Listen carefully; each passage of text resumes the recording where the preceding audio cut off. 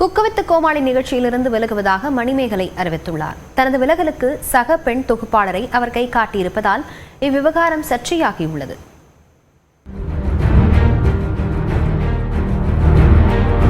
Anchor போர்ஷன்ல உள்ள வரும்போது இது இன்டரப்ட் ஆகுது வேணாம் அப்படின்னு சொன்னேன்.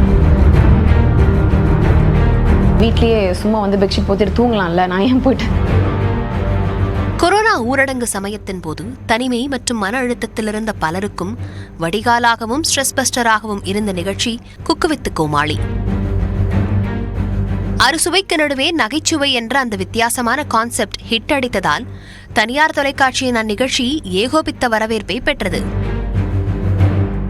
செஃப் வெங்கடேஷ் பட் கடந்த சீசனுடன் விலகிய நிலையில் செஃப் தாமுவுடன் மாதம்பட்டி ரங்கராஜ் நிகழ்ச்சியின் நடுவராக புதிதாக இணைந்தார். 2019 முதல் ஒளிபரப்பாகி வரும் இந்நிகழ்ச்சியில் சில சீசன்கள் வரை கோமாளியாக இருந்து வந்த மணிமேகலை தற்போது தொகுப்பாளராக பணியாற்றி வந்தார். இந்த நிலையில்தான் இந்நிகழ்ச்சியில் புதிய சர்ச்சை தற்போது வெடித்துள்ளது. அதற்கு காரணம் நிகழ்ச்சியிலிருந்து தான் பாதியில் விலகுவதாக கூறியுள்ள மணிமேகலையின் அறிவிப்பு. தனது சுயமரியாதைக்கு இடையூறு ஏற்படுவதால் விலகுவதாக கூறியுள்ள மணிமேகலை அதற்கு காரணமாக சக பெண் தொகுப்பாளர் ஒருவரையும் கை காட்டியுள்ளார்.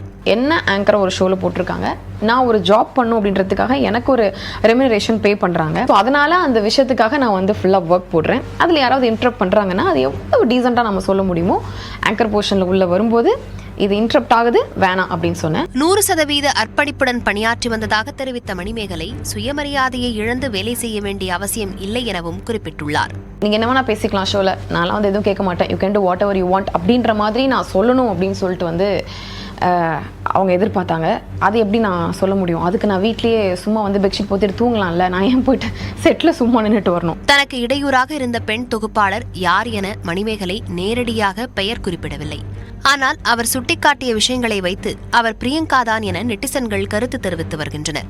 பிரச்சனைகளை மறக்க குக்கு வித் கோமாளி பக்கம் மக்கள் போய் வந்த நிலையில் தற்போது குக்கு வித் கோமாளியிலேயே பிரச்சனை ஏற்பட்டிருப்பது பேசுபொருளாகியுள்ளது.